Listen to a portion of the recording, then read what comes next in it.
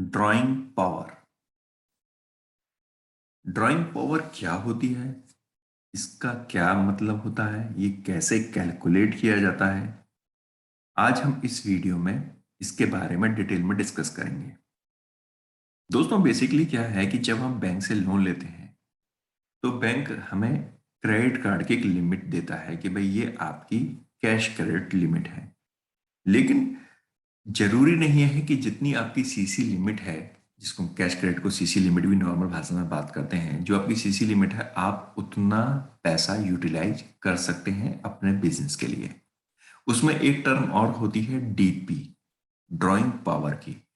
Drawing power क्या होती है? Drawing power generally addressed as DP is an important concept for cash credit facility availed from bank. तो पहली बात तो ये है कि ये जो डीपी है वो कैश क्रेडिट का एक बहुत इंपॉर्टेंट कॉन्सेप्ट है। और ये कॉन्सेप्ट क्या है? It is the maximum amount that a customer can withdraw from the total limit that is sanctioned to him by lending bank. इसका मतलब क्या हुआ? बेसिकली क्या है कि आपको बैंक ने एक सीसी लिमिट दे दी कि लेट से आपकी जो कंपनी की सीसी लिमिट है 10 करोड़ रुपए की है, यानी आप 10 करोड़ रुपए तक का कैश क्रेडिट अवेल कर सकते हैं। अब क्वेश्चन ये आता है कि जी मैं 10 करोड़ का पूरा कर सकता हूं या मैं कम कर सकता हूं। तो बैंक क्या कहता है? बैंक एक डीपी डिसाइड करता है, एक डीपी कैलकुलेट करता है। वो कैलकुलेशन भी आपकी हर महीने होती है। जी हाँ, सपोज आपने 10 करोड़ रुपए की सीसी लिमिट आज आपने अपनी बुक्स ऑफ अकाउंट्स दिखाई और आपने 10 करोड़ रुपए की लिमिट ले ली। अब हो सकता है कि कुछ महीनों बाद किसी पर्टिकुलर मंथ में आपके पास कुछ पैसा ही नहीं बचा, कुछ स्टॉक ही नहीं है। अब यदि आप 10 करोड़ रुपए पूरा ले जाएंगे तो बैंक कहाँ से वो उस पैसे की वसूली करेगा? तो लिमिट तो उसने 10 करोड़ की दे दी आपको सीसी की, लेकिन वो एक डीपी फिक्स कर देता है कि भाई आप सिर्फ इतना ही उसमें से यूटिलाइज कर सकते हैं। वो कैलकुलेट कैसे होता है अब हम उसके बारे में बात करते हैं। This is calculated as per the margin rate of the lending bank. तो ये आपको इस सैंक्शन लेटर में लिखा जाता है कि भाई आपका मार्जिन रेट क्या होगा। कैसे कैलकुलेट करते हैं? Take the total value of paid stock.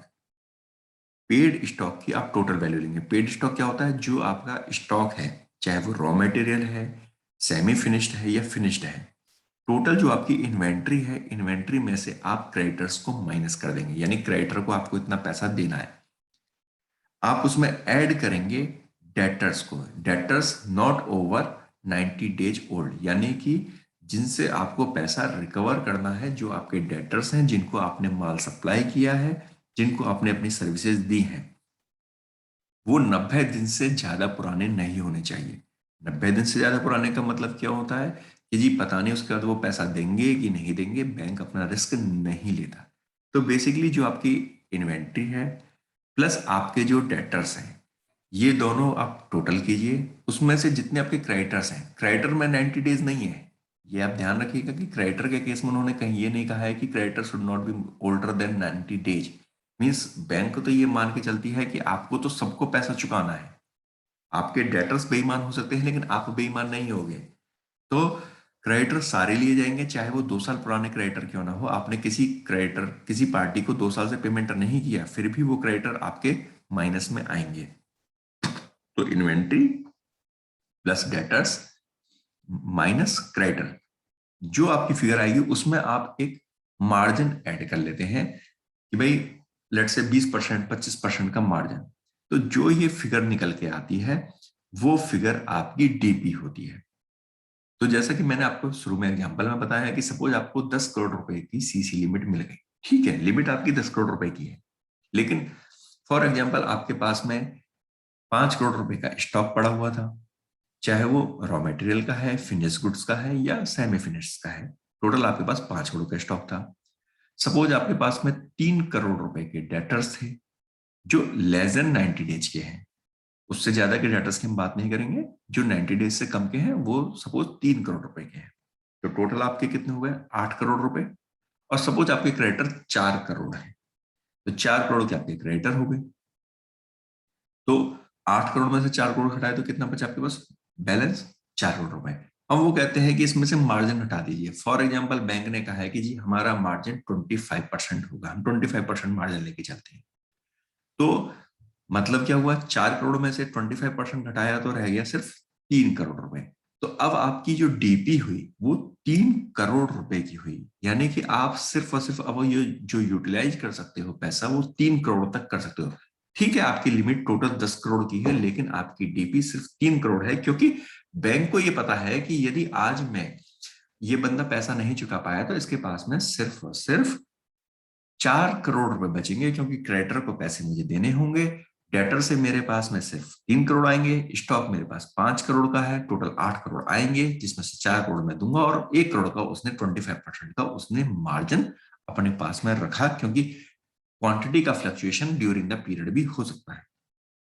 और दोस्तों सबसे बड़ी बात क्या है, the amount eligible for drawing power can change every month and it is fluctuating amount as it depend on stock, creditors and debtors which can change every month.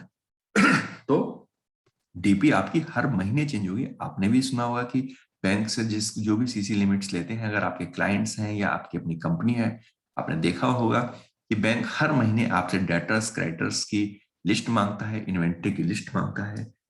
वो ये सब इसीलिए करता है ताकि वो डीपी को कैलकुलेट करे। और ये तो आप भी जानते हैं कि हर महीने ये चेंज होगा ही होगा, क्योंकि आपका स्टॉक भी कभी सेल भी हो रहा है, परचेज भी हो रहा है, डेटर्स आपको रेगुलर पेमेंट आ भी रही है, नई सेल्स भी हो रही है, इसी तरह से आप क्रेडिटर्स को पेमेंट कर भी रहे हो और मटेरियल परचेज करते हो तो आपके नए क्रेडिटर क्रिएट भी हो रहे हैं। तो ये फिगर्स हर महीने चेंज होती है और डीपी भी आपकी हर महीने बदलती है। तो दोस्तों ये थी आपकी बेसिक इंफॉर्मेशन ड्राइंग पावर से रिलेटेड, डीपी से रिलेटेड।